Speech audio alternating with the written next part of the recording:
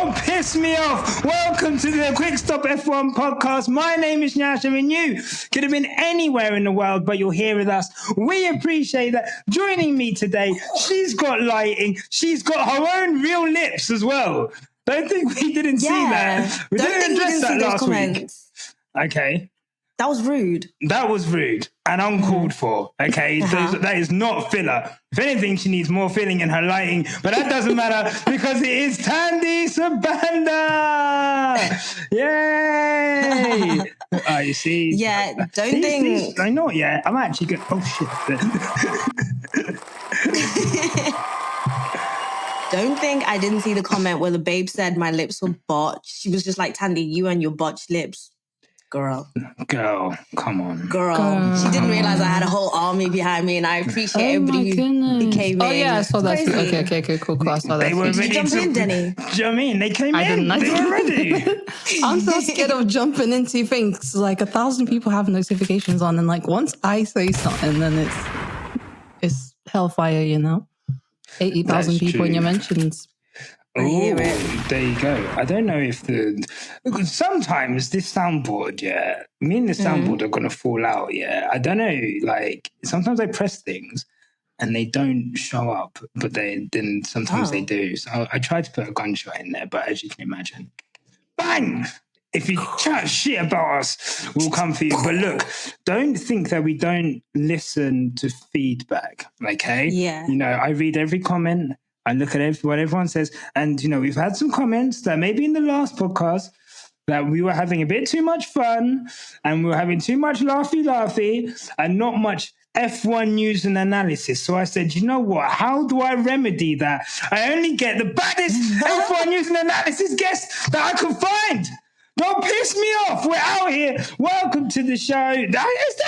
Welcome to the show. It is Deni, a.k.a. BKA F1 Girly. How you doing? Welcome to the show, Deni. We're going to clap anyway. If anything else when it comes to you. Deni.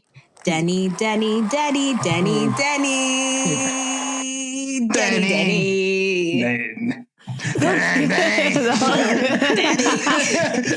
was good. Thank you. We had to get rid of the other one because circumstances and all of that. For the culture, allegations, and Yeah, well, hello. Thank you for having me. No, thank you so much for coming on. Grand Prix guest, obviously. Tommy was on first. This is how emotional this episode's got me. Sorry, Deni. I couldn't hear you because Thandie is complaining about her eyes. That's okay. I'll say thank you for having me. First guest for a Grand Prix. Obviously, you had Tommy first, but we'll pretend I'm, no, that's fine. Look, it's great to have you on the show. Thank you. And the account is going from strength to strength to strength. And look, it's not even about your account. It's not about my account. It's not about Thandie and the waterworks that's currently going on in her eyes. It's about you guys at home. Thank you so much for watching. If you like what you see, make sure to give us a like and a subscribe. If you're listening on Spotify, there's a 5-star review. If you're on Apple, please make sure to give us a review and a rating. They really help for the algorithm. So I'm going to make a personal mission that anyone who leaves a comment on the Apple Ratings podcast, I will read out on the next podcast, guaranteed. And obviously there's a Patreon if you want an ad-free, thank you, an ad-free stream. And we will be adding content there. I wouldn't wish moving house on anyone. It has messed up my whole life, but I do promise we will be getting 0 out of 10 would not recommend. I would not recommend it. Honestly, It's been unpleasant to say the least. So, yes, of course. Well, 5 minutes in now. Thank you guys for your patience and everything, and thank you for supporting us. We've had what a weird weekend we've had, and what a weird opening, opening to the season. There was a race in Bahrain this weekend, but as is the case with F1, what we see off the track seems to really overtake, pun intended, what we see on the track. Deni, I'll come to you first. I guess as someone who's having to aggregate all of this news that's coming in, the Christian Horner saga rumbles on and on and on. I guess let's take it back to the beginning of the Grand Prix. Do you think that Christian Horner, I guess, him staying at Red Bull, and I guess the show that they tried to put on this weekend, how successful do you think that was with his wife turning up and obviously the Thai owners standing by him? I guess, what were your thoughts on that? I was personally disgusted just because you just kind of see that Formula One as a sport doesn't have a backbone. And that was kind of where I was standing with it. It was like, okay, so you have this person who allegedly did all of this stuff. You've dismissed it with your internal investigation, which no one saw the reports. No one saw what it said. No one heard from whatever barrister you had hired. It was just Red Bull themselves made a statement saying, oh, everything's fine.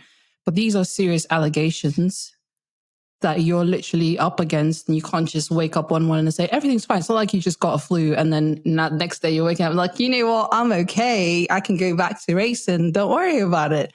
And so I was kind of disgusted the whole weekend. And also his wife showing up. She's her own person and she can do whatever she wants and she can stand by her husband as much as she wants to. But I've seen way too much drama unfold. And this is not the first time a man has done something and then they said, let's get your girlfriend or your wife up there and make it seem like everything's fine. And then 5 years later, they get divorced and she writes a book or she goes on a documentary. She's like, you know what? Actually, nothing was fine. And I was under pressure and I was under duress and stuff like that. So not to say that's what happened before people come after me. But obviously, it just showed how much integrity the sport actually lacks for me. And so everyone try to sweep it under the rug and watch racing. At the end of the day, we will watch the racing because we are there for the racing. I personally just switch it off and watch the racing because if they're not going to do anything, like at home, I can't do anything about it. But at the end of the day, I feel like people are talking about it. The press is talking about it. Things coming out, like the email being sent anonymously with all the evidence that had people talking about it. Everyone's just, it keeps on pressing. And like today, the amount of news we had today, this conversation is just going to keep on going. And so I hope justice is served and I hope they get rid of him. Sorry to say. But yeah, I've just discussed it as the word over the weekend. You're muted. Muted. I am muted, yeah, because some of us like to mute ourselves when we have a tissue near the screen, but that's neither here nor there. So, Thandie. Yeah. Thandie, how, I guess I'll ask you as well, you know, you were obviously quite strong on everything, I think, before we got the results, you know, and a lot of the stuff that kind of happened after we've last been on the podcast, like Deni mentioned, we had the dossier of documents come out and, you know, Christian was asked about this and he said, you know, he cannot confirm, you know, he cannot comment on material sent by an anonymous source, you know, so he didn't deny it essentially. And, you know, it's pretty clear that the contents of that, whilst not verified, seem to be real enough. You know, we can't be blaming AI for this. You know, AI is not making a conversation about Cocoa Who Pops, even guys. mentioned AI? That's what they're saying. Fans were doing that. I was reading the documents, and I couldn't believe my eyes. My heart was beating so fast, and I was like, no way, people, like a barrister saw this in an investigation and said, you're fine. You can go. Yeah. Go back to your life. Yeah. You've done nothing wrong. It's incredible. So yeah, I mean, like, I guess, Thandie, yeah, I guess your thoughts are, you know, after seeing some of the documents in the dossier, and I guess, you know, just Christian Horner in general and what we've seen. Yeah, I saw Christian Horner's nipple. I saw his penis. I don't know if that was his still. Was that his? Is that real? Pictures of his. Wait, did you not get... In the actual Google Drive, not screenshots, in the actual Google. Yeah, so there was basically a Google Drive, Nyasha. I was sent it at stupid hours o'clock while I was moving. and there was a Google Drive that had all the WhatsApp pictures. I'm allowed to say this now because it's all out and about, so you know. And I'd actually only scrolled to the extent that I could stand because he was just cringing me out. Yeah, same. And then I know she'll be listening. My friend was like, "Did you see his willy?" And I was like, "Oh." And then I looked and I was like, "Oh, that's Christian Horner's willy." Wow. If like, you know, that's like, for me, it felt unsolicited. So for her, it must just have felt different. Do you know what I mean? I'm just going to say, like, I, like Nyasha, was born into a dictatorship. So I'm pretty used to being lied to and gaslit. But this is a different, like, Christian Horner story on top of what's going on, what the news that has just come in at the moment, on top of every single shit we've been going through since 2021, even before. Like, guys, we have been lied to. We are literally supporting a sport which is just does not give a fuck about us, basically. Yep. And that's a hard pill to swallow for some people online. I mean, some of us accepted it time ago, but it's just disgusting to like see this PR stunt. Like, you know, I watch stuff like House of Cards, Scandal, and you see like, you know, crisis management tactics being made. You walk out, you guys are holding hands. At one point, there's going to be a camera in corner. Do you remember, I don't know if anyone knows pop culture, there was a moment when Kylie Jenner first started dating Timothy Chalamet and everyone thought it was like a PR stunt because the pictures that they were seeing together were a bit too convenient, the angles. Yeah. There was a picture of Jerry and Christian like smiling towards each other and it just felt so staged. The it felt kissing so picture. Yeah. And it just felt like it was that disgusting that it literally made Yoss say, I don't even want a part of this. Yeah. And Yoss ain't even got no backbone. Like that. Yoss has no backbone that even the devil himself doesn't fuck with Yoss, you know? And so when he's like, yo, like I'm stepping back a bit, this ain't it. That's when you know something worse, you know? Right. And I'm allowed to call people the devil because it's third week of Lent and I've been keeping to my shit. Have you? What did you give up for Lent? So, what I would say, silence was so loud. You nutty, The silence was so loud. You tried.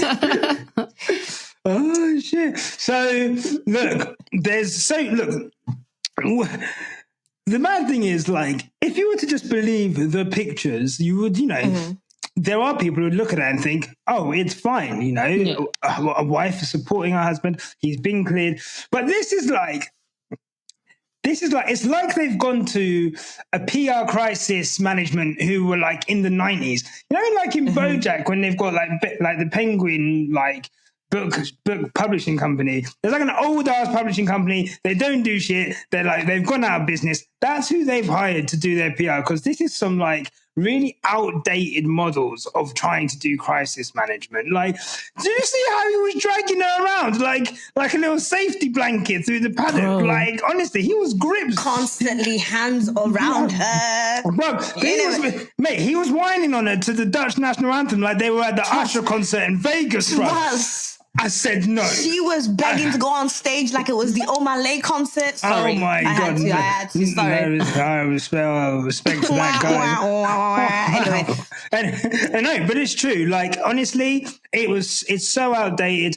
And like I've said before, like, as somebody who works in HR, somebody who works, you know, who's worked for public-facing companies, massive public-facing companies, it's so clear right now that what we're looking at is the last kind of hanging on to dear power of someone who cannot comprehend the fact that they are about to lose probably the thing that defines them, the job that defines them, the passion that defines them. They're all going to lose it. And it's not like his dick's big.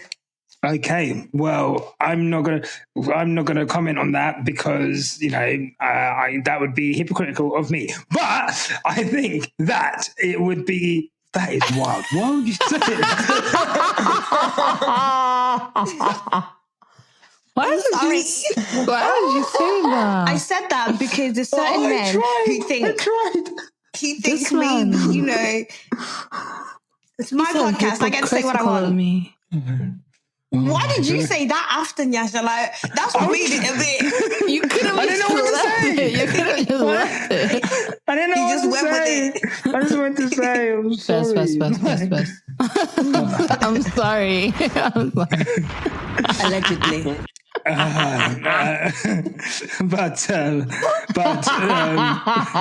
Deni, don't laugh. No, Drain. It's not about Hey, it's not about me. It's not about you guys at home. It's about Christian Horner. Willie. Allegedly. Allegedly. Look, but I think what I would say is that Deni, this today, we mentioned Jos Verstappen, and, it's crazy for you as Christian Horner to have someone who has such a checkered history as Jos Verstappen, the things that we know about, let alone the things that we don't know about, his character, his past incidents, including past incidents with former partners. Some of the things, in the ways that he's raised Max, and look, that's between those two. But I guess for you, him coming out today and saying that, him coming out yesterday, I think, and saying essentially that, Christian staying at the team is, it's like a poison within the team. I'll read it from your page right here. Suggesting that Horner steps down before the team explodes, and that he's playing the victim when he is the one causing problems. I think he went to not one but two different outlets to voice his frustration, apparently after a fight that he had, a heated argument he had with Christian Horner, which he did apparently go back and apologize for. But how damning is it for Christian Horner and Red Bull at the moment to have this clear imbalance of power that seems to just keep rumbling on and on and on?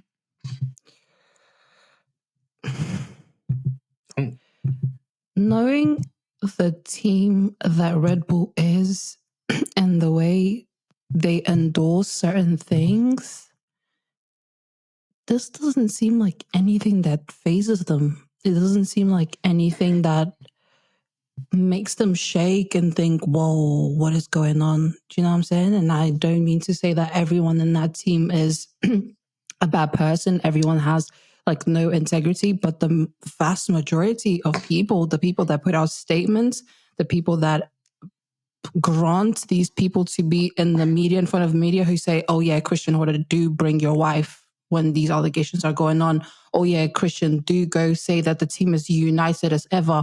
Or the people that endorse these things of, even when this Jos statement came out, there was also a Red Bull spokesperson coming out saying, we're stronger than ever. We are so happy here. We're focused on racing. And so this is not the first time that we've seen, obviously it's probably the first time with a third party. It's nothing related to racing. And it's obviously the dimension is huge because there's a victim in here. But it's not the first time we've seen Red Bull endorse this type of shenanigan, this type of, pardon my language, bullshit, right? So I don't think they're phased. I don't think the team themselves are thinking, oh my gosh, our reputation's on the floor, because they're thinking we're still world champions. We're still going to go out there and race Christian Horner. As long as he's standing, we're standing. And the way they back Christian Horner, I don't give it as much honor anymore. Because I feel like if something happened in a team like Mercedes or Aston Martin or McLaren, these people would be either sacked right away or they would actually be put on the side, like a timeout, like, whoa, timeout. Sit at home. Let's sort this out. Once we have everything sorted, we have all the evidence, we know what happened, we know you're clear, then we make a statement saying, yeah, you're clear. Basically, here's the evidence. Here's what we read. This is what we found. This is what we didn't find. And now this person can come back into the paddock. Red Bull, they'll just sweep it under the rug. They'll literally just gaslight you into thinking something never happened. So whilst it is damaging, to answer your question, whilst it does look like the reputation is damaging, how much we're looking at them literally from inside the house, the calls are coming from inside the house, you're about to explode. You're about to implode. For as much as it looks like that for us, I don't think they're phased. Maybe 1 to 5 group of like a group of people are thinking, "Oh crap, we're actually in the mud right now." But the majority of them, their PR, the marketing team, the people behind all of these statements and saying, "Yeah, go for it. Just say everything's fine." I don't think they're worried. And obviously, with the FIA backing them, who would be worried? Yeah, I mean, it is a bit of a surprise, just how fractured they are in their supports. That obviously, we saw that at the Grand Prix there was the Thai owners who own 51%. I don't think I've ever seen them at a Grand Prix before. I've definitely not seen them at a Grand Prix standing on the grid during the grid walk, taking pictures with Christian. Having Max go say hi to them, videos of Max went to say hi to the Thai owners. What? Yeah. Like Thai owners ain't never been there. They've never been there, right? So, that's a clear show of intent from them. And it's, if it was the United team, if everyone was united, then I'm sure the guys from Austria would be there as well. And they were very conspicuous by their absence. And, there's even talks that, there were rumors. And the thing is, look, a lot of the things we are going off at the moment are rumors of conjecture, but clearly people are feeding the press from within Red Bull in different ways. I think Christian himself scandalously tried to feed the Times an article once he was cleared saying, there was never any photos. It was never as bad as it was made out in the media, when clearly it was. And that was completely contradicted, as soon as the files came out. We're getting briefings from the media that the Austrian partners wanted to get rid of Christian as early as I think around February 2nd, and they weren't able to. I guess, Thandie, a lot of chat has kind of come out today around the fact that this is posturing for Max Verstappen, essentially, and that there's some people are saying there's rumors that the Red Bull powertrain isn't as quick. The engine that they've got for 26 isn't as powerful as they would hope. Given that they're building their own engine for the first time, that's not a surprise. And that obviously Max's loyalties lie with Helmut Marko, who Christian has tried to publicly oust, especially after the whole Checo Perez incident. I guess for you, Thandie, do you foresee a situation potentially where Max Verstappen leaves? Did you hear that? And goes to well, the other yeah. team. Well, there's rumors that he was seen, Toto Wolff was seen having a very conspicuous lunch with Jos Verstappen. Toto's apparently been having a lot of sleepovers at his house. Were you invited? Because I wasn't invited. Deni, were you invited? I wasn't invited. No, invited, no. It's so weird. Like, obviously, I'm from a very unproblematic team, and watching two major teams fight against each other is really hard. Like, over here at Ferrari, we don't play like that. We don't do that, innit? Huh? You're already there. You're already at Ferrari. That's crazy. Anyway, and as I said, these lot are really embarrassing me in front of Charles Leclerc. This is very embarrassing. It's mad, isn't it? And you know what? If Mercedes welcome him with open arms, you are not the girl I thought you were. Goodbye. Don't contact me. Delete my number. Delete my number. The girl I thought you were. You are a bad girl. Don't contact me. Nah, you know what? That team, we've actually all been bamboozled. Hoodwinked. I actually have nothing to say about Mercedes. It's actually stressing me out. Chai. This is messy. This is have you heard we have such an African accent? Hey, my way. And it's messy from all ends. Bruh. Chai. Right, I mean, look, Guys, no, like. but look, Were you as equally as shocked? I'm hearing Max Verstappen to Mercedes. Like, did you think you were going to hear that 2 months ago? 2 weeks ago? no. And look, the dominoes have already started to fall from Lewis, right? Yeah. That seat being gone really does open up a lot for everyone. Max Verstappen,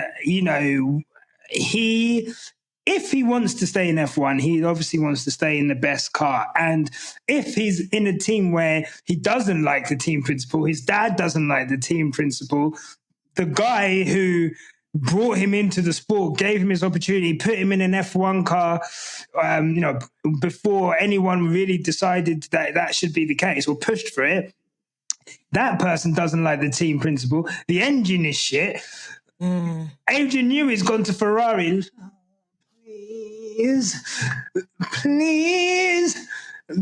Then why would you stay? He's not like, no. Fair play to Max. Lewis was like, you know what? Everyone's leaving. I'll try and stay the ship. I'll try and lead the team. And then he realized, no, I'm gonna bounce, bro. Max Verstappen's probably seen that as well. I don't blame him. Do you think they had do you think there was a vision of Lewis and Max being on the same team? What? Every time I look at this screen, Arsenal scored, bro. Sorry. No, don't repeat that, Thandie. I'm not even going to repeat that. It's like, Don't repeat it. But, it's mad because now you've got Carlos Sainz shucking and jiving. Carlos Sainz has lowered his trousers. He's got the thong showing. He's flexing. He's like, look at this. Pussy and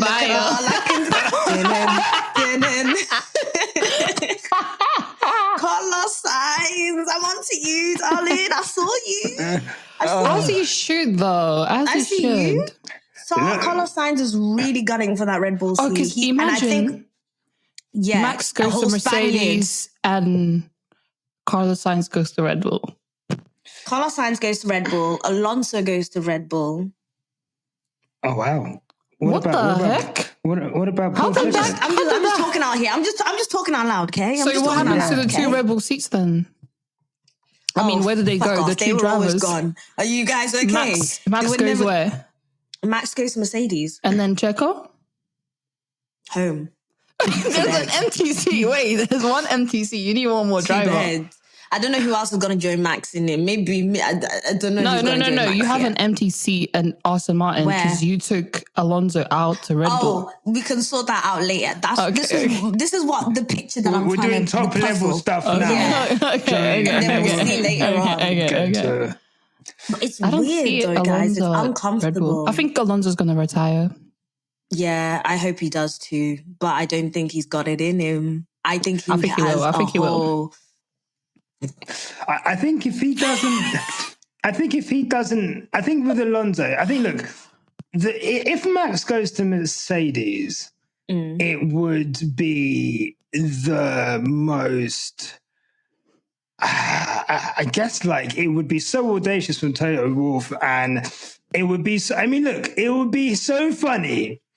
I'm seeing people say, if Max goes to Mercedes, he's going to win the title there in 2025. How's Lewis going to feel?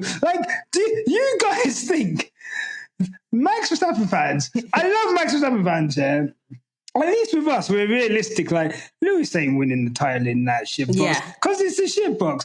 But I love the enthusiasm of Verstappen fans. He's going to get in that car. He's going to plant his feet through the floor like Fred Flintstone, and he's going to drive that W16 round they so literally fast. think he's the second coming. Guys, no. Bruv, he is a human being, and that car and that team are going backwards. There's a trend to that team. Trust us, we're there. They're rotting from the inside. We see it every week. And look, who's to say that they won't improve? But I just think he's going to be in for a struggle year. But some people would say maybe Deni, that Lewis Hamilton had a year and before it got better, and he went to Mercedes in 2013, and then obviously 14 he won a title. So I guess, let me ask you a question. If Max does go to Mercedes and he does win a sixth title, which could be possible, would that solidify him as one of the greatest of all time in the sport? I'll let someone else answer that. I have this tweet, which is like my Roman Empire, my / biggest fear is Lewis Hamilton spent 2 years in Mercedes driving the shit box because they didn't listen to him. And then finally they listened to him and now the car's good, which means good foundation. And then having the good foundation means now you just add in performance to the car. They start adding performance and they add performance to the car. The car becomes a championship winning car, or at least to fight for the title when he's no longer there. And now someone else gets to drive that car that he built, essentially. And whoever's in there can win a world championship because obviously Lewis Hamilton has developed the car and he's not there to bear the fruits of what he built. And now we have to go to Ferrari where he has to start from scratch, essentially, because they don't have a car.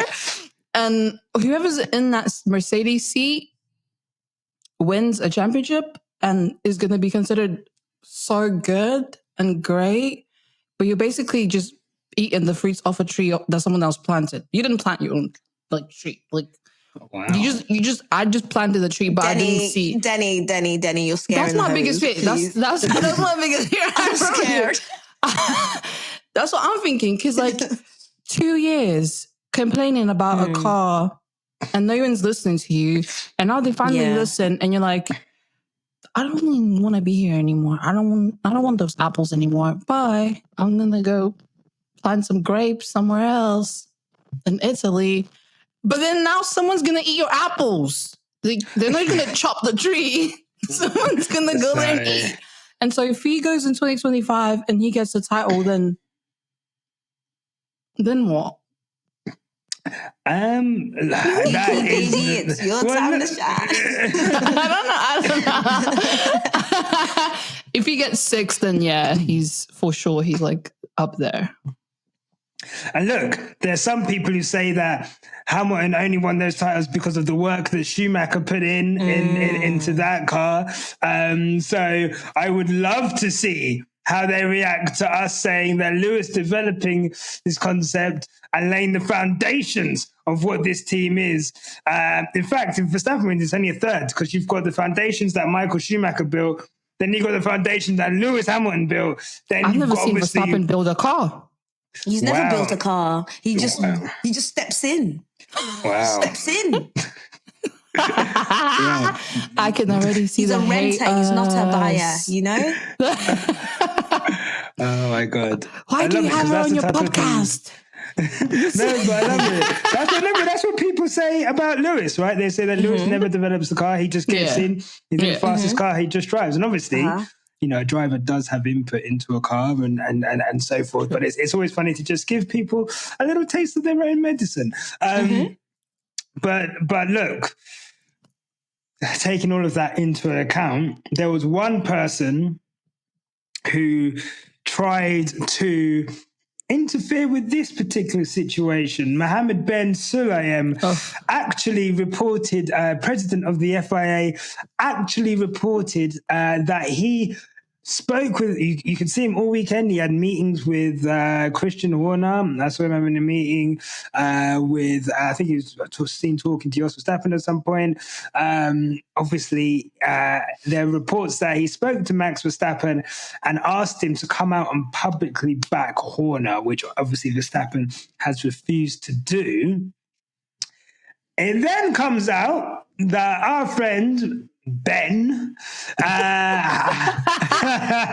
Ben, has also got his fingers in some other pies. So it's come out today, and exclusive by Andrew Benson in the BBC, that he is under investigation. A whistleblower has told the FIA that Ben Sulayem allegedly intervened to overturn a penalty given to Aston Martin's Fernando Alonso at the 2023 Saudi Arabian Grand Prix. For those who don't know what that incident was, it was the incident where Fernando Alonso had been given a 5-second penalty, I think for a starting infringement before the race.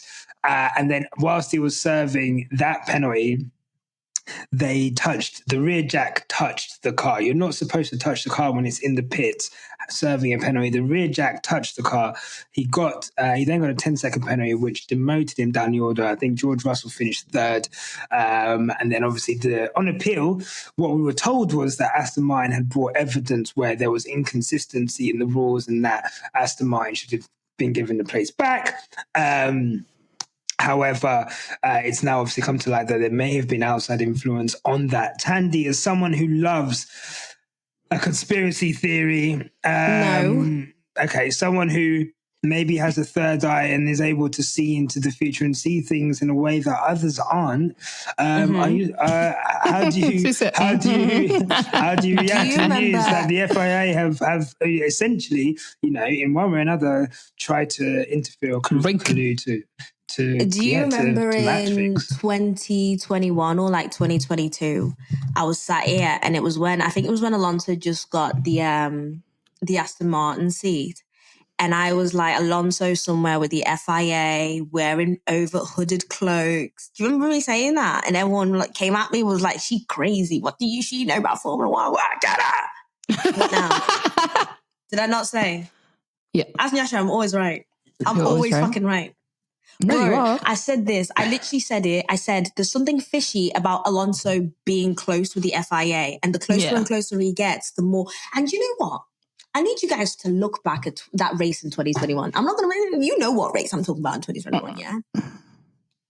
There's a certain glee about Alonso that came about after those years, yeah? And I could see it in his eyes. And I don't know who in their lives has ever actually trusted Alonso. Nyasha, hello. Hi. I'm listening. And who in their life has ever trusted Alonso? Who in their life has ever trusted Alonso in general to be a trustable person anyway? Do you know what I mean? Yeah. Am I surprised? And the amount of pictures we've seen of him and Ben chilling, him and Benji, Big B, spudding. Are you guys shocked? No. I knew this was coming. I'm disgusted. And interesting how, we're not going to investigate any other races. Is this going to now have fields for us to investigate everything else? Ben has made decisions over? There's no... Maybe we should. 2021 whistleblower, unfortunately. I've never seen... 2021 whistleblower is either on Epstein's Island or chopped up in a suitcase by the Russians, okay? That is where... You're never going to get 2021 whistleblower has a lot of money in their account or is chopped up in a suitcase. That's basically it. Hopefully the former, but they've definitely been silenced somehow. I mean, we know Malcolm Massey's got an NDA. Or were you silenced? Yeah, well, Massey was definitely silenced until then he popped up in Australia and I was like, hey guys, just to remind us, probably buying everyone drinks with his NDA money. It's like, oh, drinks on me! We're balling out tonight. He was in Australian strip clubs making it rain that night. Came with a chalet. Yeah, do you know what I mean? You've got it this time. Wait, hold on. Is it a chalet? It's not a chalet. A chalet is a house, isn't it? It's not. It's Are you trying to say like a cup? like a rich person cup. Oh, a chalet is a cup. Yeah. What's it called? Chalice. Is it chalice? Chalice. That's what it is. That's what it is. I am looking at chalet cups though. You can have chalet, but I think that's like China. That's like a mug. A chalet is like a mug. A chalice is what you're describing. Yeah, that's what you're thinking, huh? Yeah. One of them. Yeah. Oh, sorry. Just got a spare chalice lying around. Henry VIII over here. Kind of Game of Thrones shit is this? Maybe you should get some secrets about Formula One so you can have one. Maybe. Deni, you said you were disgusted. Why are you disgusted? Because what are we doing? I've never seen any FIA person come out and rig something to make Lewis Hamilton not get a penalty. I've never seen anyone say weird, isn't it? Do you know what I'm saying? If anything, we're seeing, it's like what you lot just said earlier. We're literally like this is domino effect since 2021. What happened in 2021? Someone didn't get a title. You know what I'm saying? And it's like nothing ever comes clear about the wrongdoings of Lewis Hamilton. Nothing ever comes clear about the wrongdoings of Mercedes. That was banned. Oh yeah, but that was banned because there's always an excuse. Like there's always, when we talk about regulations being changed, power units being changed, party modes being banned, everything that Mercedes ever did when it comes to step forward has been a block for the sport. They always make sure that first they give people a chance to catch up. Okay, can you catch up to Mercedes? Oh no, we don't have the budget. Okay, cool. Don't worry, we'll cut their legs short. Yeah. There's never ever anything coming out clear talking about, oh yeah, by the way, we made a mistake with Lewis Hamilton's penalty that one time. We made a mistake with Verstappen's penalty that one time that he brake tested Lewis Hamilton, by the way, so he should get a disqualification instead. Nothing ever comes out clear when it's the opposite team, when it's the black team. Yep. You know what I'm saying? Yep. And so every time you find these gems of F1, it's always to benefit someone else. It's always to the detriment of us. And now these none are trying to come over here. You man are trying to come over here and break bread with us. You know what I'm saying? It's like, do you know what? Like, I don't know if you know the story. I don't want to get too political, but if you know the story of Ireland and the UK and the potato famine, it's kind of giving that. Yeah, you know? Giving that. Starve us. No, I'm listening. They hate that I talk. You know, I'm listening. They don't want me to open my mouth. But that's basically what it is. And the sad part about it, and like the most annoying thing, is just how you always are made to seem like you're crying about something. And that's so frustrating. It's like you can't mention anything without someone going, there you go, Team LH crying. There you go, Hamilton fan crying. Mercedes had a dominance of how many years? Blah, blah, blah. No one was ever bored. And then you have freaking engineers who pretend to be biased, but every single time they're unbiased is against this one specific driver and one specific team. It's every single time. It's like when everything is so clear, like evidence is right in front of you, you still have people that are gaslighting you, talking about you're crying about it. You're making a fuss about it because when you were dominating, no one was talking about this. When I was dominating, no one was rigging shit. There you go. No one was out here trying to make me. Do you know what I'm saying? No one drove that car, made that car really fast and put it up in the podium. Talk your shit. Bro, it's so annoying. At this point, I just need this sport to implode. I know we're all going to lose platforms, but I don't care at this point. Like, I just need to be at a beach. Hey, not worried about people ain't working with. Yeah, they can't cancel it. People ain't working with us because... You know? Yeah. It's so frustrating. Like, you refrain from saying so much shit because people just don't understand. People don't get it. I refrain. Are you afraid? I refrain from saying. I'm not afraid. I don't. Yeah. But I refrain from saying a lot of shit. I don't refrain from shit. Let me tell you this right now. My sugar, my pussy, no. Say that now. Like, look, let me tell you now, yeah. I said this the other day. Yeah, a lot of F1 fans like to piss on our shoes and tell us it's raining, yeah, and I'm not here for it. And I'm telling you this now, yeah, like we may act stupid, we may act aloof, but like Jay-Z said, I'm like a dog. I don't speak, but I understand. Okay, and just because I don't say something doesn't mean I don't see it. So if you were telling me, people never spoke about Mercedes domination. They spoke about it all the time. There are receipts from Christian Horner, Martin Brundle, Jean Todt, anyone within the sport that was not part of Mercedes. I'll reel them off like Whitney done on that award stage. I don't care. Everyone was talking about it. So why the fuck can we not talk about it now? and say quite clearly there are things going on in this sport that are fucked. Now, just because you don't like the person that it seemingly always affects, and look, to be honest, the person that was mostly affected by the Alonso thing is George Russell, who got a podium taken away from him, and whatever. But this is wild. There's a reason people do not trust the FIA. It's because we've seen you had a whole bunch of new fans coming to the sport from DTS. They were stuck in their homes in 2020. They watched Drive to Survive over COVID. They watched the sport. They saw a pretty cool season of F1 going around tracks with no one there. The W11 doing its bit. Verstappen won in Britain. You had a multi-car pile-up in Italy at one point. Pierre Gasly won at Monza. Lewis won on 3 tyres and slick to mediates. We then come into 2021. These same people are like, cool, can't wait to watch this sport. And we start seeing like some real shady shit happening. We're seeing decisions that were never given before. We're seeing penalties that are never been given before. I've seen disqualifications for things I've never seen disqualifications for.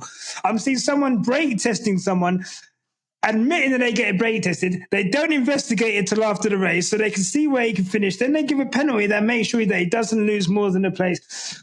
Obviously, we have Abu Dhabi. There is no trust in the FIA. And yes, someone is going to be facetious under this and be like, oh, Mohammed Ben Sulayem wasn't around then. It is endemic of the whole organization that someone can come in, be so shit that a year later is like, you know what, I need to step back. 2 months later, while supposedly stepping back from the sport, he puts a phone call in. Then he puts a phone call in to say, hey, make sure you don't take this guy off the podium. For what reason?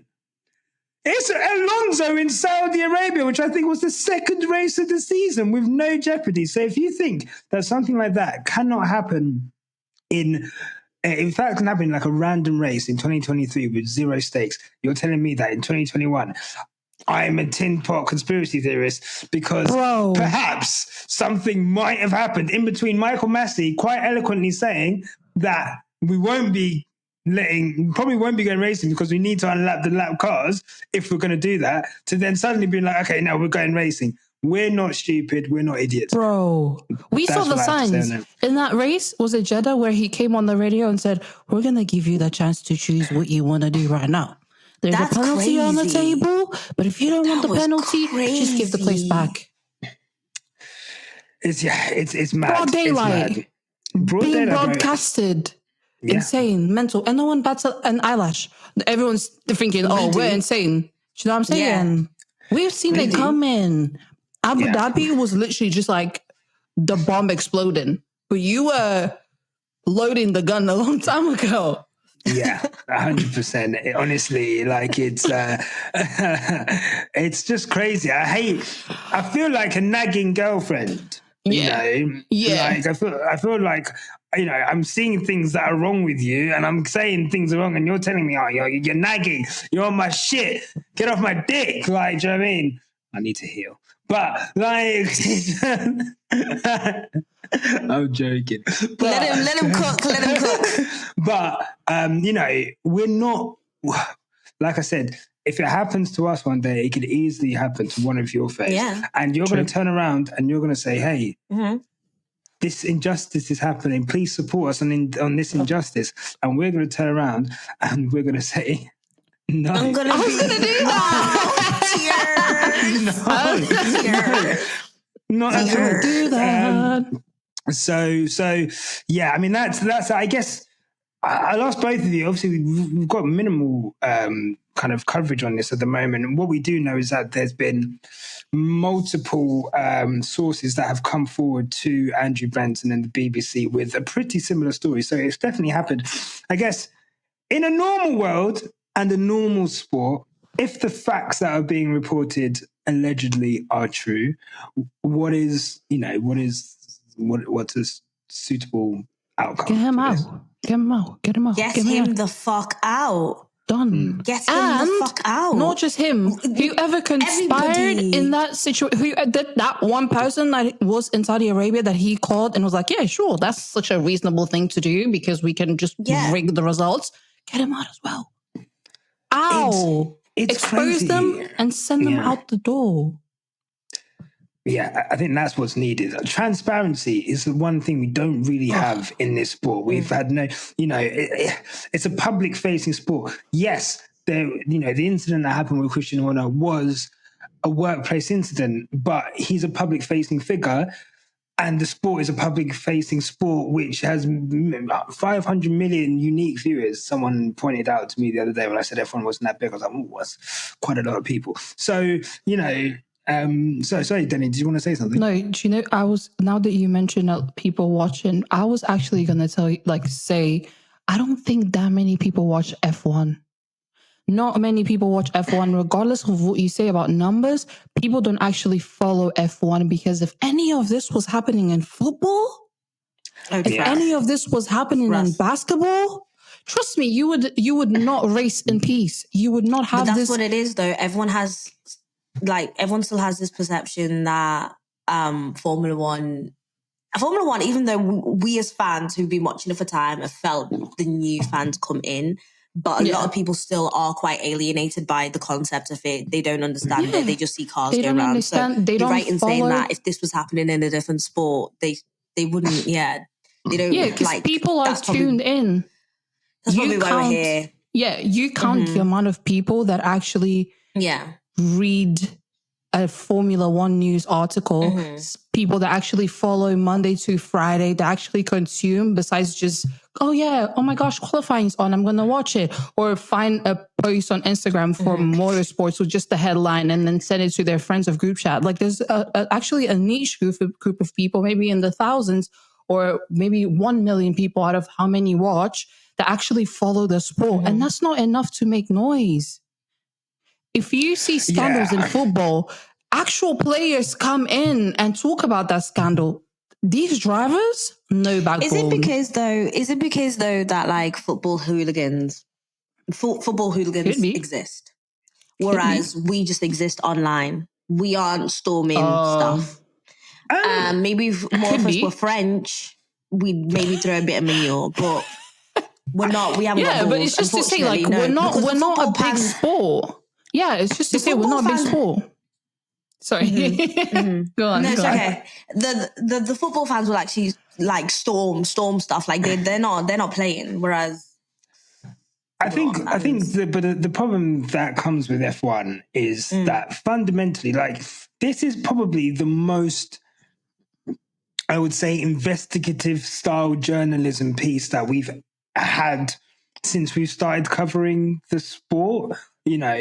To this day, no one's really done. Normally in football, something happens immediately. You will have investigators who go into the club, who have sources at the club, getting information. This is what my source is telling me. This is what my source is telling me. So after AD21, you'd think someone was in the FIA, someone was talking to someone in Red Bull, someone like, whatever, and there'd be a piece on like the inside story of how this happened. Formula One is just basically, the journalists in Formula One are essentially just PR mouthpieces.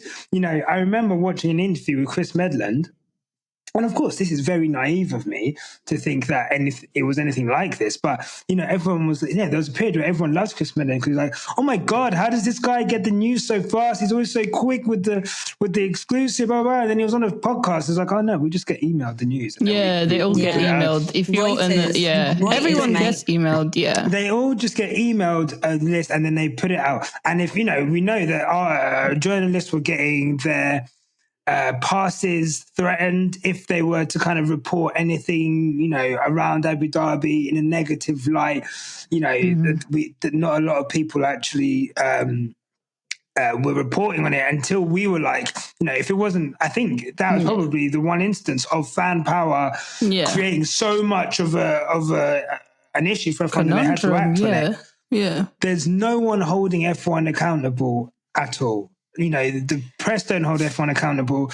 The directors don't hold F1 accountable. The teams hardly hold, F1 accountable, whether that's FOM or the FIA. And I just think it's... and the result is this. Yeah, the result is this. A shameless disaster, basically. shameless disaster is a great way of putting it. And a shameless disaster, basically. Yeah, it's a shame. It's a shame. Look at us right now. We're in a mess. We really are a mess. Like, yeah. Look, this is bad. We've actually not had any positive Formula One news come out for a while at all. Like, can you think of the last time we had positive Formula One news? Even the Lewis Ferrari move didn't even feel positive. It made us anxious. Yeah. It gave us a lot of us anxiety. When was the last time we had positive news? Apart from the Verstappen fans, they get positive news every Sunday. But, is it that positive if you look at it and it's all conspiracies and all, corruption? Is it that positive? If you like to celebrate cheating, that's cool. But, I was going to say, the reaction to me giving Red Bull some praise on Sunday was predictably not meant to fail. I'm sorry. I'm gonna look. That's what I think. I like the differences of opinion. I think there's truth in both. I think Red Bull have gamed the system so well, and obviously, if you have someone who is, this brings stuff like the cost cap shit into light now. Mm-hmm. If you have someone who's willing to interfere and manufacture a race result, how can we be sure that the cost cap investigation, when that all came to light, was going to, especially if Christian Horner's gone on record to say that Mohammed Ben Sulayem went out to him and said, "I'm your only friend. Everyone else is out for you." How do we know that he didn't try and use his friendship to make something better for Christian? Like, it basically, if the top guy in the sport is practicing corruption, it fundamentally distorts everything that happens within that organization. What is the culture? And look, in FIFA, someone took down FIFA because they were doing corruption, because there was investigative journalists who found out where the bribes were and they exposed them. No one's going to do that in F1, and I think if they did, someone better do it quick. And I think there is somebody doing it. You got to think, big up whoever sent the file, the Google Drive around the internet and made sure that everybody had access. Big up whoever that was. Maybe Jos Verstappen. Maybe it might have been Jos, yeah. Maybe it could have been actually one thing that we might not like to think it's like might a woman. be the that makes victim's camp thinking this person was cleared, but here's all the evidence, this is what we want. And then if you actually think about it, and obviously let's forget Red Bull. This could, not forget Red Bull, but just like objectively, this could easily be a cry for help from someone that didn't get justice, who's thinking, right now, I just need someone to listen to me. I need someone to write about it. I need someone to actually stop. Because what do you expect when you release certain files that are confidential to an investigation? Noise. You expect someone to come out and say something. You want them to be leaked, innit? Right. You're expecting noise. You're expecting someone to come out and write about it. And you're expecting someone to say something. And now let's actually investigate seriously. Let's someone like FIA, for example, let's pick it up and now let's actually look into it, because these are vile screenshots to be looking at. And nothing's happening. And so I don't think someone in the camp inside of F1 leaked that. I think it's someone actually wanting justice and wanting to show what Christian Horner as a person is outside of that fierce team principle that we all try to paint him to be. But here we are. No one write about it. Boys club. Everyone gets threatened with intimidation lawsuits. No one mentions anything. Whole weekend goes on. We're puppets. This is their show and we're literally just puppets. How depressing is that? Thandie, when you sit on your chair like that, I feel like I've come into a bar in like Marbella to buy like 20 kg of cocaine. This view was never giving Marbella. Okay, Miami. I feel like I've come to Miami in the 80s to buy like 20 kg of coke off you. Yeah. I'm looking at 14.5 per key. Look, I'll break your legs. You still haven't brought me the money from last time. Come on now. Okay, sorry. See, she's a drug lord. Don't mess with her. I know your kid goes to school. Oh God, no kids here. Okay. Thank God. So, what I wanted to say, we're so dumb. What I wanted to say was, we had a race. We're 34 minutes into the podcast, and we had a race this year. Man, I literally Bobo the clown over here, man. I was like, man. Especially you, yeah. I was so excited for the new season. I was like, man, Mercedes has been talking about the W15. They know what's going to happen. FP2 happened. We're so back. We're so back. We're back. We're back. And that's all it was. And then the race happened, and we were not back. You know what they did to you guys? You know when you order a steak and you're like, my steak's a bit cold. Can I send it back? And all they do is just change the plate and give you the same steak. That's what they did. That's exactly what happened. Yeah. Sorry to that, man. It could have been worse though. The Alpines just had their steak spat on, so it could have been worse. Yeah. I mean, it wasn't great. I guess before we get into stars and donkeys, and I guess we can go through the race from there.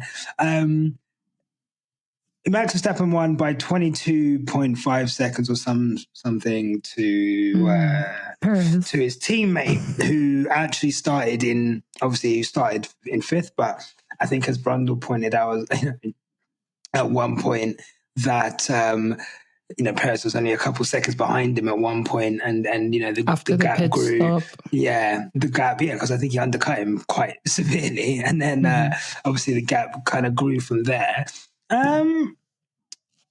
Every year that there's as someone who's watched F1 for a while now, every year that there's a bad race to begin with, there's always talks of this sport is boring. What can we do to make the sport better and stuff like that? The question I would ask is, given what we saw last season and what we saw on Sunday, Deni, are we in trouble? Are we looking at another kind of cakewalk for Red Bull? Or maybe, I don't know, is there a glimmer of hope? Is this a circuit-specific thing? We go to a circuit with loads of quick high-speed turns next week. It's completely different, or should people be worried? You mean Mercedes or just in general? In general, like the general F1 watching public. Obviously, in general, I will say I think this is going to be a cakewalk for Red Bull. Obviously, Bahrain is an outlier, and I think this is something that I try to remind people is this is the lowest grip circuit in the calendar, and the slow speed corners with the slow speed corners with the straights, you don't really get that anywhere else, and so there is a glimpse of hope. Can you hear me? Yeah, we can hear you. Oh, okay. So there is a glimpse of hope going into other tracks, because obviously cars are going to respond a lot different. And then people don't really build, when I say people, I mean teams and engineers don't really build the cars for outliers. So Bahrain is one of those tracks where, unfortunately, it's a season opener and it is where you do your preseason testing. But it's not a track where your team is going to actually focus your car on. So there should be some hope in at least some competition across other tracks. Like Jeddah, for instance, is a track that we've seen actually a lot of, fighting out on track and stuff like that. Singapore, Silverstone, a lot of these tracks are still coming in. For Mercedes specifically, I think there is a bright side to this having finished P5 and P7, and that's the fact that we had cooling issues. And it's not because we were outright slow and you were like, oh shit, what's going on? We don't know what's going on. It was actually, your alarm bells were on. You had to turn your power down. Your battery wasn't charging. And that was because you chose to go aggressive with your cooling system. And like for Mercedes, that's kind of like, great. It happened now. Yeah. You won't have as hot races down the line. And if you do have them, for example, in Qatar, you kind of have now regulations in place where you have to have those cooling louvers. And so for Mercedes, I think the things aren't so bad. I still have hope, especially for Jeddah this week. So maybe talk to me after that. Let's see how it goes. But yeah, okay. I think Max cool. might get another championship, which he probably deserves because Red Bull have done a great job. But you're muted. You're on mute. Not me doing a Nyasha. I said that last week. I did say that last week as well. That I do think Max has definitely got this championship. But yeah. It's just unrealistic for someone to build a car as fast as Red Bull's in a year. Like, let's just say that. If he was close to the grid, then you could say, okay, yeah, it might be a tight race. He might win, but then you were still going to get that P1 fight. But right now, it's about 12 seconds P2. ahead, Deni. No way. Yeah. Yeah, I think there was one point where Deni, I think, tweeted that he's going a second a lap quicker than everyone else, and they were just like... Right in the beginning. Whoa. I was like, oh, wow, this is depressing. Thandie, there's, a lot of people talk about the casual fans in the sport, the newer fans in the sport, if there's a lot of talk of if F1 continues on this trajectory, we know that some people, the viewing figures are lower, the social media figures are lower last season, although they were contested by, guess who? Mohammed Ben Sulayem and Domenicali. But do you see a situation where people start to turn off? I guess if it's as predictable as last year, do you see a situation where people start to turn off? There was a point when people stopped watching EastEnders because it became a bit too distressing and repetitive and everyone just kept dying. And I think, that can happen for anything. Like any entertainment, it's supposed to be entertaining at the same time, but it's supposed to bring an outcome that isn't always predictable, but also an outcome that you can be like, right, I saw a fair race. But when you are being robbed in front of your eyes and on top of between races, you're hearing all kinds of speculations and news articles are coming out and, races are now being rigged and things are being manipulation, WDC stolen, racism and sexism, abuse of power. At one point, you're going to shut off. Do you know what I mean? It's just not, Do you know? At one point, you're just going to be like, fuck this. It's almost as if, you'd almost put up with, let's not act like a lot of sports that have, football, for example, has all kinds of issues that rock football. We've got footballers being done for sexual assault. We have, issues of corruption within football. But I don't watch a football match knowing that it's going to be a 0-0 stalemate, like every time I tune in. I know that there is some jeopardy, depending on, look, someone might say, if you don't like F1, go and watch NASCAR. They had like the closest finish in history, like the other day with 3 cars across the line. Go and watch IndyCar, which is a spec series. So, everyone's a lot closer. Go watch endurance racing, where, it's the most technological cars in the world, MotoGP.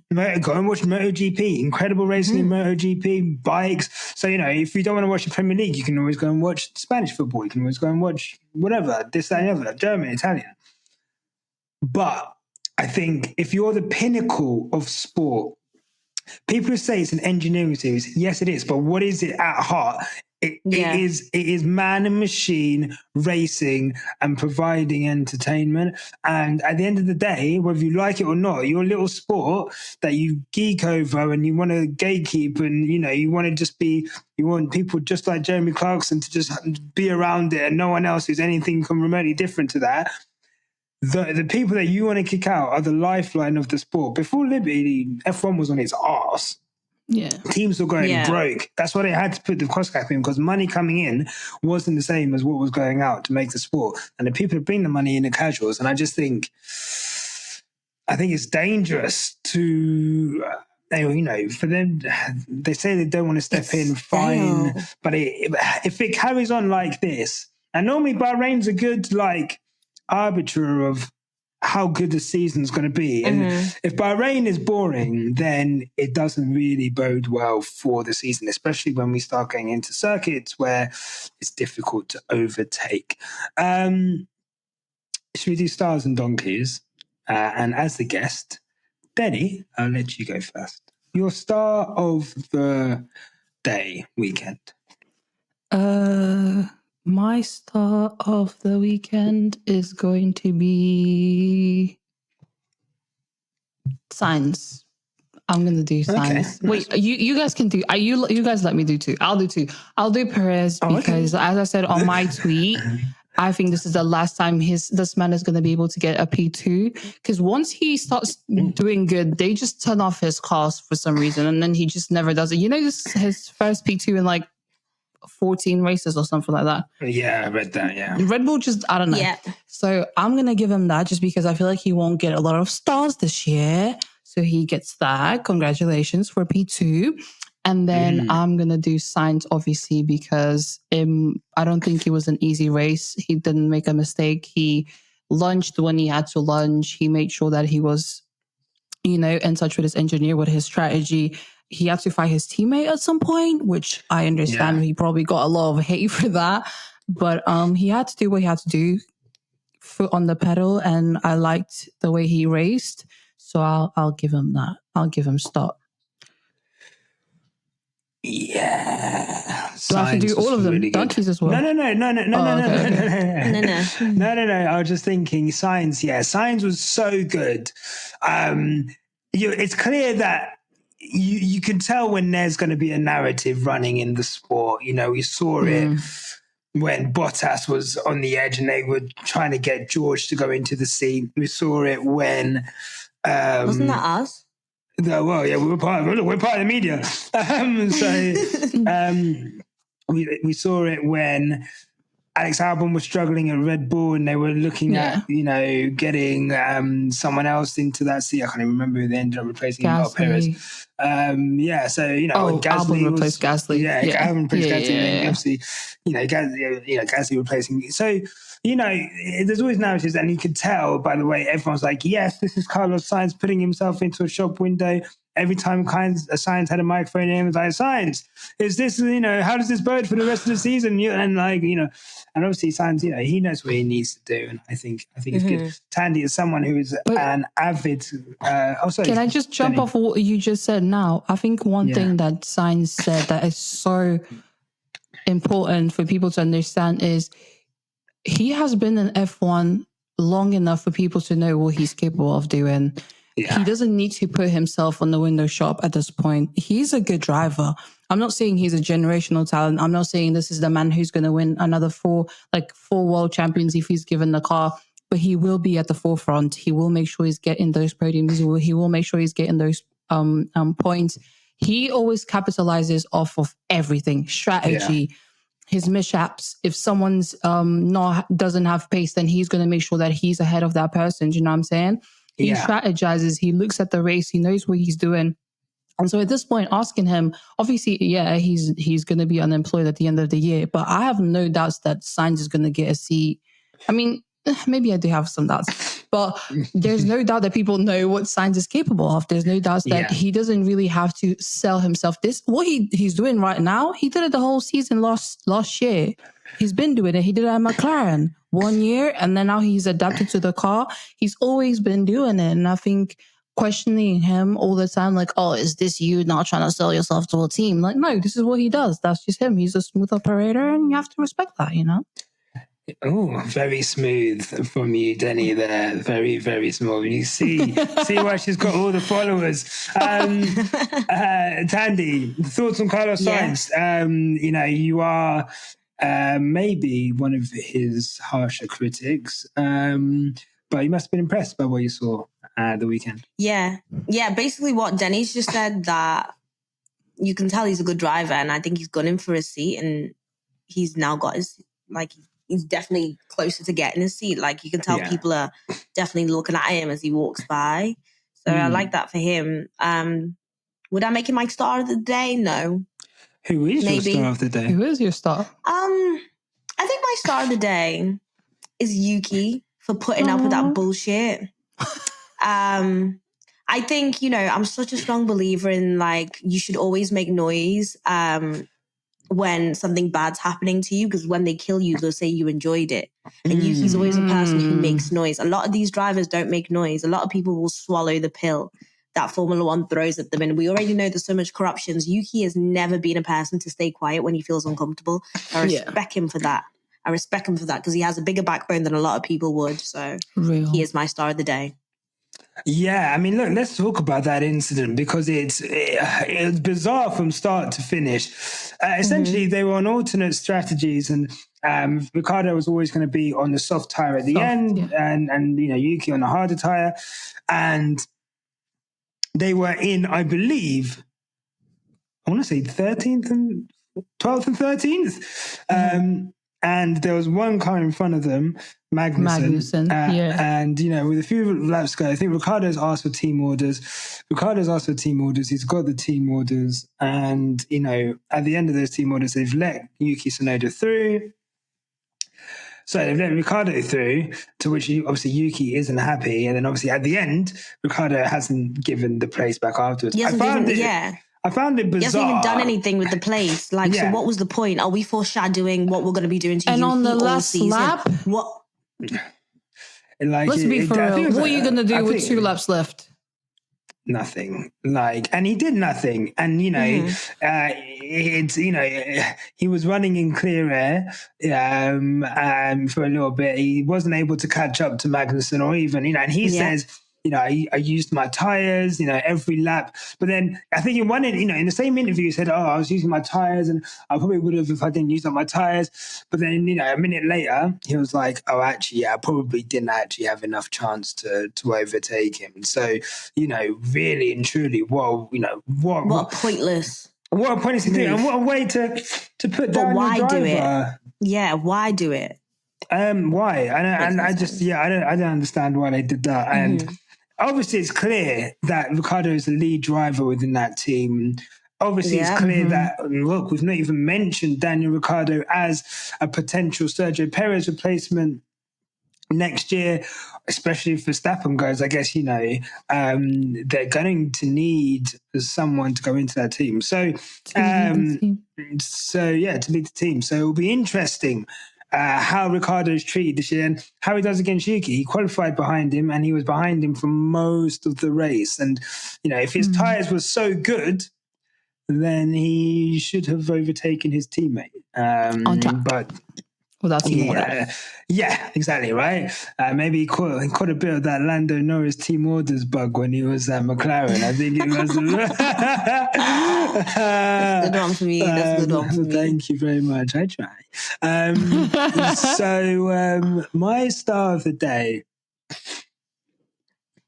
God, what a boring race. My star of the day is. I can't think of anyone. I'm gonna just, because I was gonna say, I'm just gonna be funny. I didn't even have a star. I'm not gonna lie. I definitely didn't have anyone. No, I'm not. You know what? I'm not gonna lie to you. Yeah. No, let me be real. I'm not praising Lance Stroll for doing the bare necessary. Guan Yu Zhou. Exactly. Guan Yu Zhou. He was. Let me get the. He was the best of the rest. He was 11th. That is a solid outing. I mean, Bottas he stayed in the pits for about 10 minutes. So that was a bit harsh on him. Guan Yu Zhou, that's a solid performance. 11th. You know what? I'm going to say Lewis Hamilton for driving with his with half a bum in the air, as he described. His seat broken. His seat broken and a battery all messed up. So that's what I would say. We'll go back around then. Deni, your donkey of the day.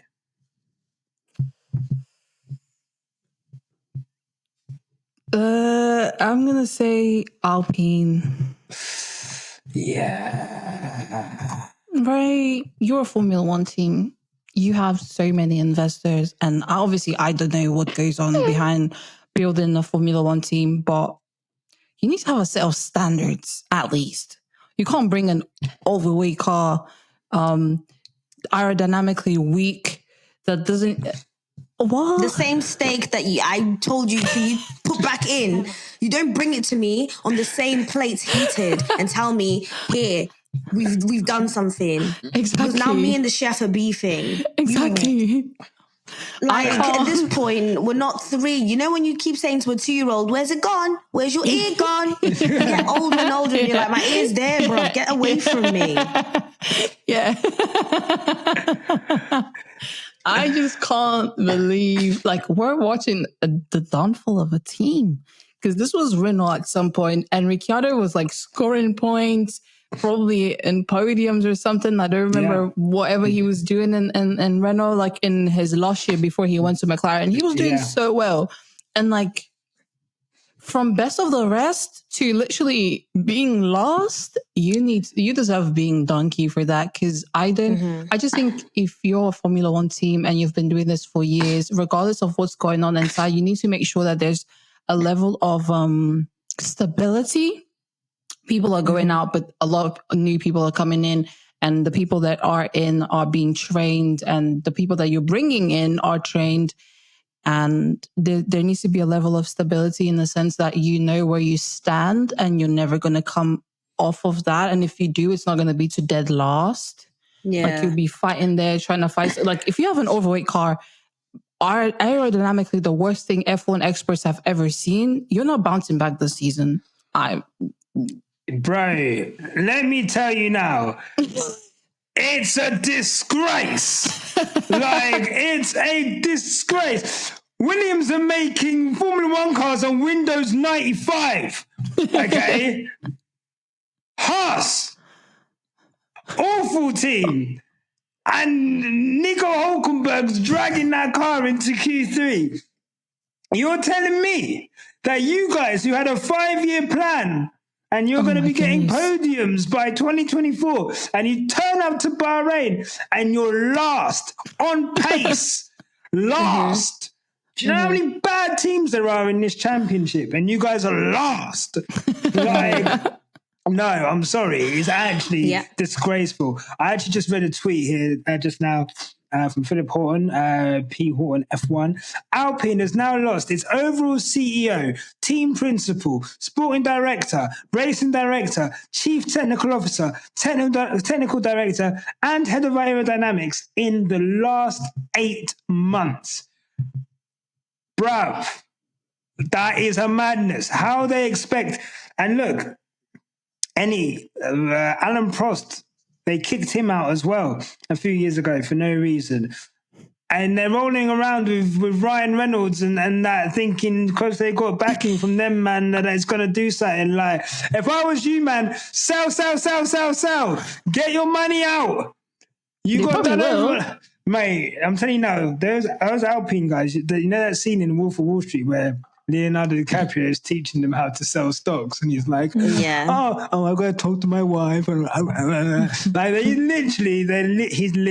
they're taking a piss out of all those rich white people who invested in that, and Michael B. Jordan, and I just think Travis Kelce and Patrick Mahomes,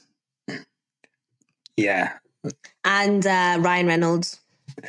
And we can think of so many people that put money into that team. Hey, it's a Ponzi scheme, bro. I'm telling you now. It's a pyramid scheme. They were all told, money in the round every month. You get something back. Every month you get something back. Yeah. You know, the Formula One. Get something back. Oh my God, no, they're awful. So I did actually want to say, start of the day, Nico Hulkenberg for a great qualifying performance. Against all the odds. And that's the last time you'll ever hear me say that, but that was unreal. But he's got that in him. And look, he does. If he carries on the way he is, there's nothing to say. Who about knows? You not joining one of these good champion. teams, you know? Who knows? What? Sorry. What are we talking about right now? I just wanted to say that. Sorry. But yeah, he might be the next in the next big You never know. In a nice little, you know. He could be in the mix. Maybe in some fine china, you know? Maybe you get to eat with the kids on the big table. Maybe a chalet. Hey, who knows? No. So cool. That was star of the day. Let's go to donkeys of the day. So yeah, You didn't do donkeys. I did donkey. No, I didn't do a donkey. Thandie, after you. Have you done a donkey? no. Okay, my donkey's Ben. My donkey's Ben because the fish rots from the head down, and you are an example. You make the rules. You basically orchestrate everything that's happening. We are now finding out that you've been cheating and you have been orchestrating all kinds of little deals with other drivers. What faith does that bring the other drivers who weren't in the Ben group chat? Do they now rebel? Do they now start acting up? Do they start now breaking rules? Because if everyone else has been breaking rules, now I want to break a rule, you know? And at the same time, if now we know that you're beefing with Christian and Christian's beefing with people and Ford doesn't want to work with Red Bull and, you know, and Max wants to move here, it's all because you've let your baby have no direction because the fish is basically rotting from the head down. So back to what we were talking about before, I genuinely believe once we pluck the head off Ben, not literally, because he's rich as fuck, not literally, yeah, I got rent to pay, yeah, not literally, you know, we can then solve a little something. I think I said this on the Lucky Sons podcast, shout out Lucky Sons. You know, it literally, you need to get dirt on everybody in the FIA. You need to get rid of every single one of them from the moment they started nursery to what they ate last night to what they had at their lunch break. Everything needs to be investigated because everybody's lost truth in it. Yeah, no, amen. Is it right to call him Ben? I don't care. Mohammed Ben Sulayem, yeah, Ben Sulayem, yeah. So, yeah, Ben's right. Yeah, Ben's Benny right. G.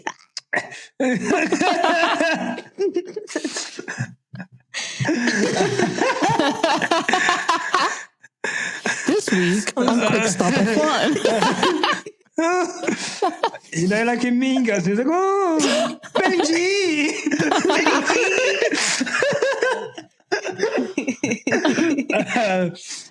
G. Right. So my donkey of the day is my donkey of the day. I mean, look, obviously Red Bull racing and just whatever. I think my other donkey of the day is gonna be Mercedes. Last year, Toto Wolff said the Bahrain was the worst racing day of their life. Toto Wolff's a fucking liar.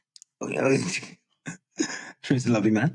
I'm a bit of a liar. But I don't know. I think I like the optimism around, you know, the cooling and so forth, but also that's an error, I think. And I guess, you know, we're getting to know the specification of the car, but I think, you know, the way that they packaged the car to have that kind of, no one else had that kind of issue to that detriment. I know that, you know, Ferrari Charles Leclerc had his own issues and so forth. But yeah, I guess it's just, you know, mostly just because I believed that maybe there'd be large steps forward, and you know, we'll see if they are, but slightly disappointed by what I saw this weekend. And I guess, honestly, my donkey of the day really is like these regulations. No matter how you try and dress it up, the last 3 years, of course, 2022, Ferrari were great in the first half of the season before it fell off. But we have to remember, Max Verstappen retired from 2 of those races that he probably would have won anyway. And, you know, the cost cap plus these regulations have just not been a success. If anyone comes to me and talks to me about freaking field spread, I'm going to lose it. Okay? Please don't talk to me. Don't tell me about field spread. The same people that tell you about field spread will be the ones who are like, oh man, the 2012 F1 season was one of the greatest seasons ever. But the field spread there was fucking huge. So what do you want? Do you want a tight field spread with shit racing, or do you want a large field spread but maybe there'll be some actual racing? sick and tired of this sport, bruv. I'm actually tired of it. I'm tired of these regulations. The racing is arse. The cars are even too reliable. It's the first time 20 cars have finished the first race of the season. These cars are bulletproof. There's no jeopardy. They're just going round in circles. They can't even they can't even follow each other. They're getting into dirty. Yeah, they can't even follow each other. The whole point of the thing was to make them more easy to overtake. They can't even overtake each other. They tried DRS on lap 1. The DRS train just started earlier. Like, oh, that was man. so annoying. Like, this sport. I'm actually like, genuinely, I am just really sad. And like, obviously, look, if Lewis is winning, it would be a lot more fun. Of course, I'm not a liar, but you know, I still want jeopardy, man. There's got to be something. And there was like, and if you don't have any form, if they can't even race each other. There's no good in having a tight field if people are having to back off because, you know, dirty air is making their cars overheat. I just think that's what I've got to say on that. Right. Let's read some tweets out from the fans. I should always have this ready to go, but you know me. I got it. Have you got it? Oh, here we go. I've got it here. This lovely video of Rihanna. Thank you very much. What a performance from Rihanna this weekend. That was... I thought she was doing amazing. Like, I didn't think she was that bad. She hasn't done a performance since the Super Bowl. And before that, 8 years, guys. Like, come be so fucking for real. She's doing better than a lot of you man are doing in your bedroom. Please, rest up. Speak your shit. I didn't think she was doing too bad. Why are you getting at me on my bedroom? I just thought. What does that fuck me for? I just went on your page and I saw someone. Lance said, "Y'all need a call-in section like the radio. I got some shit to talk." I love that suggestion. I will do a show. I don't know if I'm going to do a call-in show. I'll probably do a voice note and read voice notes out because... Well, I definitely wanted to do that. Do you remember when I wanted to do that at the start of the whole season when I wanted to do an agony aunt type thing? Yeah, the problem is, and I'll be really respectful, some of you don't know when to stop talking. Shut up. And that's the what problem. happens is we have a show which becomes like Twitter Spaces, and I'm a big, and you know, I've got to think of the audience, and I love you guys. Shut up. But I know you. You know us. And I just think... We get it. Yeah. So if I can we might do a voice note show. But voice you know what? notes, yeah. Who knows? Maybe, who knows? You know, maybe Deni. Maybe Deni could be, you know, listen to your live calls. I'll host on the live call. Hello. He's talking to Deni. I will laugh. Maybe. Definitely. Why not? Okay, cool. Have I put the tweets in there? They're in there. Yeah, have you got them? Yeah, I've got them. Right, yeah. So I'm going to choose. Ola at Shakir Forever at Only Dunke, who says Lewis is always my star, but the Ferrari boys were good. Donkeys are the Sky commentary team trying to hype this race and season in general. Also, Alpha Time for that dumb and disrespectful swap. I love that Crofty always tries to like alley-oop some excitement to Brundle, and Brundle just like shits on it straight away. Like anytime, you know, Crofty's like, oh, well, you know, Charles Leclerc's catching Carlos Sainz, you know, he's only 2.5 seconds ahead, and Brundle like, well, he's never going to catch him. And like, Martin, you're not helping. We're bored at home. But no, that was my tweet. Right there. Thandie, do you have a tweet? No, wait for me. Wait. Okay, Deni, do you have a tweet? You two are great. So I'm going through it. Wait. Okay, I'm gonna go for no. Okay, here's one. I found one because I'm gonna do my fave, Nilly. I love Nilly. Nilly on the internet is so funny, by the way. It's even funnier if you've met Nilly in real life because she's just too funny. Anyway, okay, so Nilly's start of the day is Lewis and Bono. All right, I'll give you that. Donkey of the day is, sorry, I've got my glasses, PR63, George Russell and Mercedes. Do you know what? I knew Nilly was coming for George. What we didn't touch on is that random little quote from George earlier where he was basically like completely shutting down all of Lewis's shit and basically made Lewis seem crazy. And I think that's what she's referring to, if I'm right or not. And she said, talking points is Lance Stroll starting last to 10th. Oh, that is true. Actually, that I is said it. true. You did say. You did say that. And you know Nilly, what? I said it. I forgot. I forgot you Diesel started. told me to shut the hell up. Yeah, no, I forgot you started. I forgot We you didn't say started. that. Okay. We respect black women on this podcast. We don't silence black women. They only silence me. Well, no, we don't. We respect you. Deni, is there not someone next? Deni? Oh, my tweet. I'll put it on the thing. Let me. Bright Star 71. I don't know how to pronounce the name in the right way. Danica Pereira, I want to say. So she said Star Carlos, which we can agree with. Donkey Rebel Cash App. Respect Yuki. Gunshot. Respect Yuki. Free him!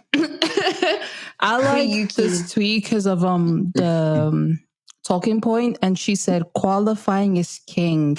That's where that's where focus should be, even just for feel good factor. And then she said, the only bit that's fun, babe. Good test will be Australia. Looking forward to Jeddah. And I think that's such an important point because, like, for as much as you know, and I think this is something that I said. By the way, if you don't watch my TikToks, go watch my TikToks. But this is something that I faced in one of the videos. Like, there is a general consensus of Lewis does better or has been doing better in races versus qualifying.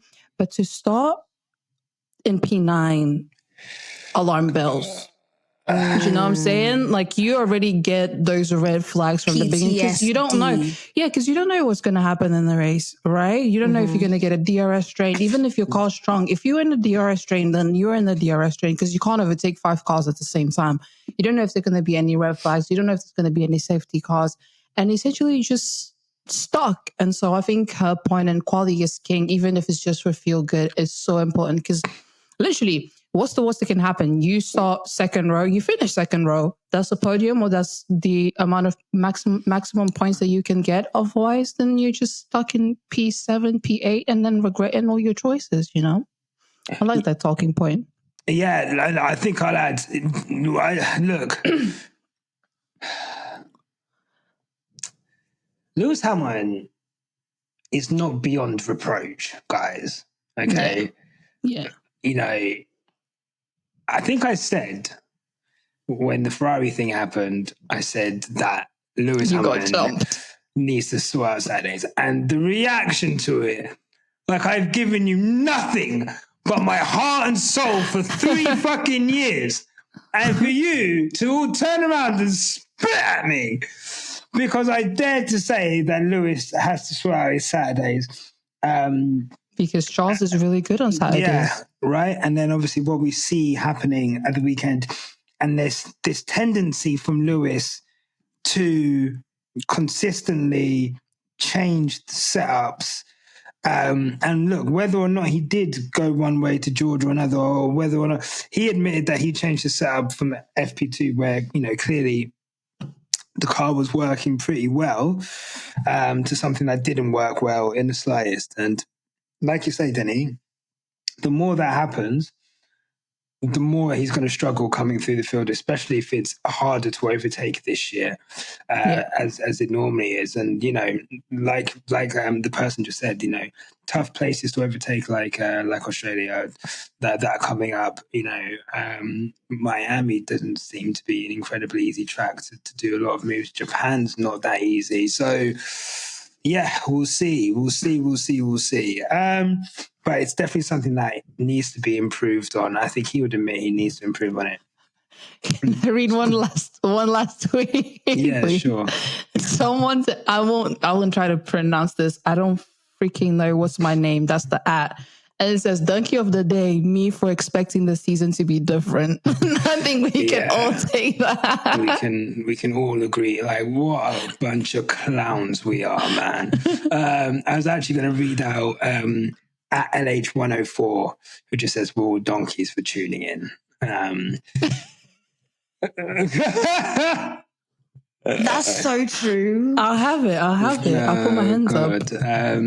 Anyway, so guys, I'm not gonna lie to you, this Manchester weather has got me on my knees. I am feeling myself slowly decline. My voice is getting more gravelly, and that is a sign that I need to go and just sit in bed and also watch the second half of the Arsenal game, because we're gonna win the league. But that's neither here nor there. What's mostly important is that we thank our incredible guest for coming on the show. What a wonderful person you are, Deni! Yay! Thank you for having me. No, look. It's okay. Lovely pod, lovely people, lovely vibes. Hopefully people like it this time. We love you, Deni. To be fair, last time I probably didn't know, because I think there was a trifecta of things. One being Thandie posting very inappropriate things onto the Quick Stop Twitter page. Sorry, what? What happened? When you posted sexy red on the... No. I didn't post inappropriate. You quote tweeted sexy red. Let me talk. I quote tweeted sexy red, and at the time I didn't realize that sexy red. I don't need to. If you don't know what sexy red's tweets going on and goes on underneath her tweets. And people start chatting about, but we've all had sexual, we're grown-ups, grow up. Yeah, no. I love that. By the way, this podcast has an 15 plus rating. Can I just say this? Like, if you're 11 right now, don't listen. Go to bed. Like, don't listen to me. Like, I just want to make it clear. Yeah, no, it's just... Don't come on here and say... Yeah, it's this grown folks business, you know. Yeah, man. We don't drink Cristal to this, we drink Cristal. I don't even drink Cristal. Don't even drink Cristal anymore. I was trying to drink think of Cristal, them fuckers racist. And then what? Switch to the gold bottles. You know? Yeah. I was trying to think of the rest of the intro to that song, but I can't remember it. I'll introduce you to Moe. How about that bottle that Jay got us? Have you still got yours? Nah, I drank that. Okay, I've got mine under my bed. Oh, mate. I think I left when Did you leave it? No, I drank it in the last house. I think I drank it like as a celebrating thing on New Year's. Oh, I think I was there. No, I wasn't. I think, anyway, but no, thank you, Jay, for that. Yeah. Thanks, JJ. Guys, if you're watching, thank you so much for watching. Let us know in the comments. You know, I love reading and responding to all your comments. So please comment down below, like, subscribe, rate. Like I said, if you go onto Apple and do a... You wouldn't get it because his millennial heart is that. I know what it is. I've seen it. You were Gen Z. You were Gen Z. Yeah, look at me with the Gen Zs, Nyasha. You were calling you... Okay, let me not bring our business in here. Yeah, because when she found out she wasn't invited, she was like, if I start ringing off people's ages in this podcast, don't fucking mess with me, stupid people. Anyway, thank you for watching, guys. Thank you so much for watching. If you leave a comment on the Apple review thing, I will read it out next week. Thank you so much for your time, guys. Remember, no matter what life throws at you, keep it on the black stuff. Thank you so much. Take care, everyone. Thank you. Bye. Bye. Bye. Look, mate, if you've got this far, clearly you like what we do. So here's a link to subscribe to the Quick Stop F1 family. Give that a click. And here's another link to some more cool on our channel. Sorry, cool stuff. And remember, no matter what happens, keep it on the black stuff. Click the stuff. Click the links.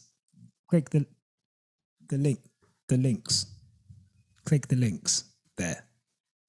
They're there.